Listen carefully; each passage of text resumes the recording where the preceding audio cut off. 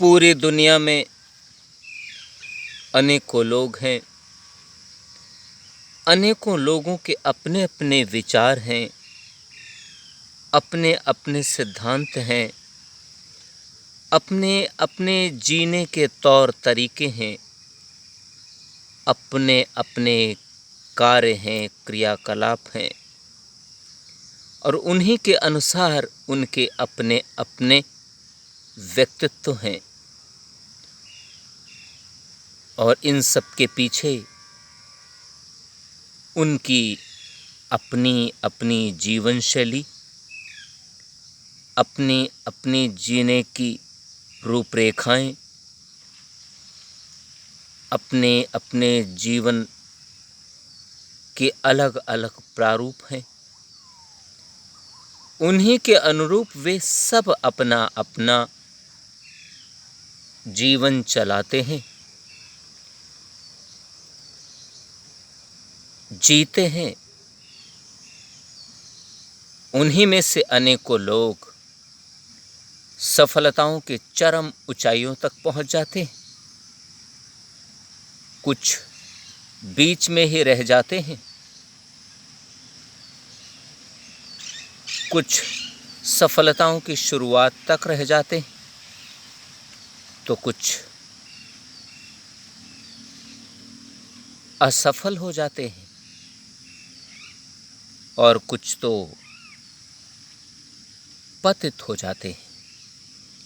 ये सब उनके अपने अपने कार्यों और जीवन शैलियों का परिणाम होता है। सामान्य तौर पर आशा यही की जाती है कि जिन जिन लोगों ने मनुष्य रूप में जन्म लिया है वे सभी अपने मानवीय मूल्यों को निभाएं, मानवता के सिद्धांतों पर चलें, नैतिकता के मूल्यों को निभाकर एक ऐसा जीवन जीने का प्रयास करें, एक ऐसे जीवन की रूपरेखा तैयार करें जो स्वयं अपने आप के जीवन को सुंदर बना सके, उसके साथ साथ अन्य लोगों को भी उनकी सकारात्मकताओं का लाभ मिल सके। अनेकों लोग हैं तो कोई दूसरा रास्ता अपनाता है, तो कोई पहला रास्ता अपनाता है, कोई अन्य रास्ता अपनाता है, कोई पुरानी रास्तों पर चलता है, पुराने सकारात्मक राहों पर चलकर अपना जीवन आगे बढ़ाता है, तो कोई अपने नए जीवन की नई रूपरेखाओं को तैयार करके नया पथ तैयार करता है जो सबके लिए मार्गदर्शन का स्रोत बन जाता है। ये सब तो अपने अपने अनुसार किया जाता है, किया जाएगा। जैसा किया जाता है, जैसा किया जाएगा, उसका परिणाम भी वैसा ही स्पष्ट रूप से सामने आता ही है और आता ही रहेगा। जो सकारात्मकताओं की ओर बढ़ेगा, जो अच्छे क्रियाकलापों में हिस्सा लेगा, जो सकारात्मक सद्गुणों, सत्कर्मों, सद्राहों को, सदचरित्रों को स्वीकारेगा, जीने का प्रयास करेगा इन सिद्धांतों के अनुरूप, उसका जीवन सुंदर और अद्भुत बन जाएगा। इस लोक में तो सुख की प्राप्ति वह करेगा ही, इस लोक में तो वह सुख और आनंद की अनुभूति करेगा ही, ब्रह्मानंद की प्राप्ति करेगा ही। इसके साथ साथ वह अपने परलोक को भी और सुंदर बना लेगा। इस प्रकार जीवन को जीने की रूपरेखाएं हमें तैयार करनी होंगी। हम सब अधिकांश लोग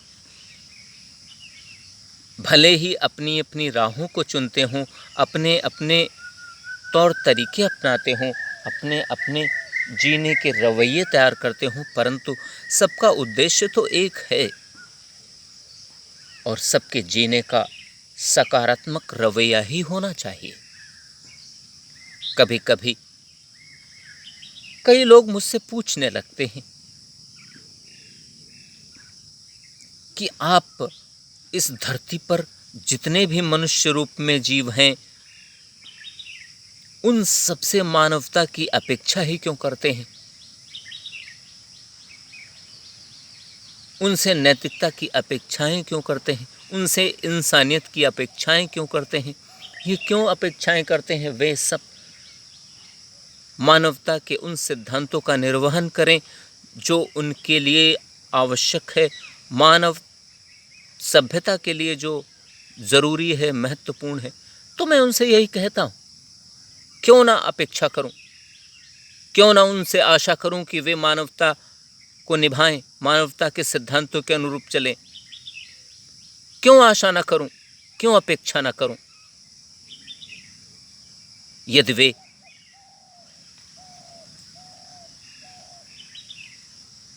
इन राहों को नहीं स्वीकार कर रहे हैं, क्यों नहीं स्वीकार कर रहे हैं?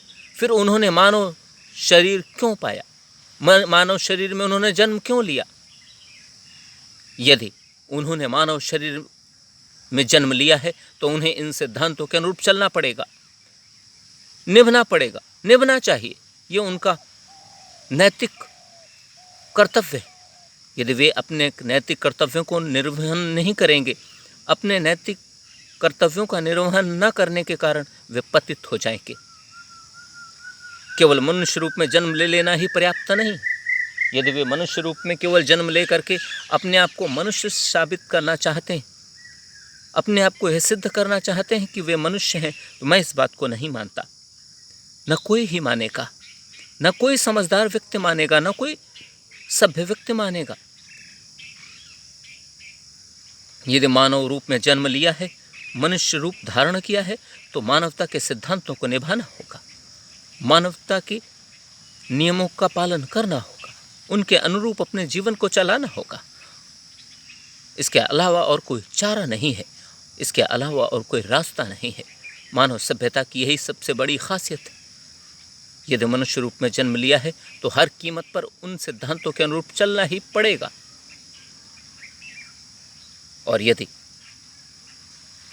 कठिनाइयां होती हैं तो इसमें कौन सी बड़ी बात है?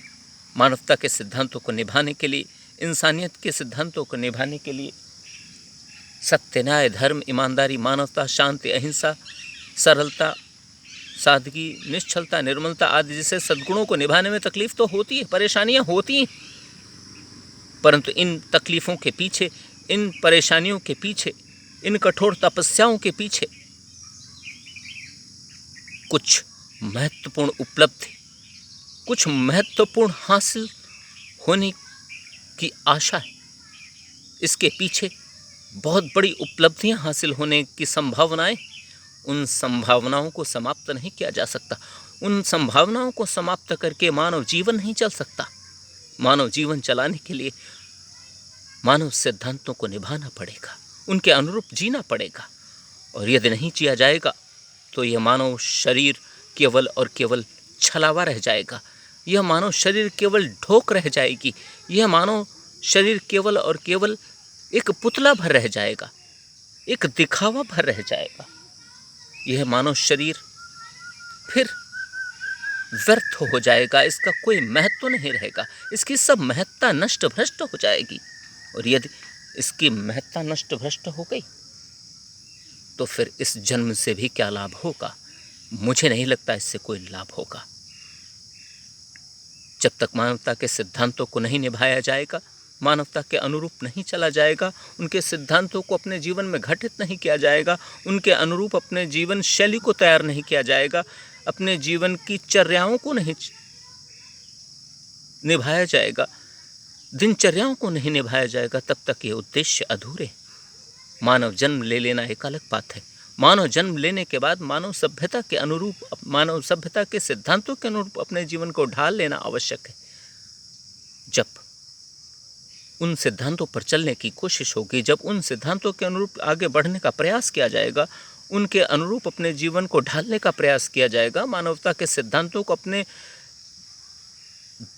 दिन प्रतिदिन की दिनचर्या में शामिल करने का प्रयास किया जाएगा, तभी तो सफलता मिलने की संभावनाएं बनेगी। और सफलताएं क्यों नहीं मिलेंगी? जब हमारा प्रयास होगा तो निश्चित ही सफलताएं हमें हासिल हो करके रहेंगी। दुनिया भर में ऐसे लोग कम हैं जो मानवता के सिद्धांतों को 100% अच्छे से निभाने की कोशिश करते हैं, परंतु ऐसे लोग दूर से देखे जा सकते हैं, दूर से पहचाने जा सकते हैं। वे चमकते सितारों की तरह हैं जिन्हें दूर से ही पहचान कर उन्हें महसूस किया जा सकता है। उनकी प्रकाशमय जीवन शैली को समझा जा सकता है। दुनिया के प्रत्येक व्यक्ति को इसी प्रकार मानवता के सिद्धांतों को निभाकर अपने जीवन को सफल बनाना चाहिए।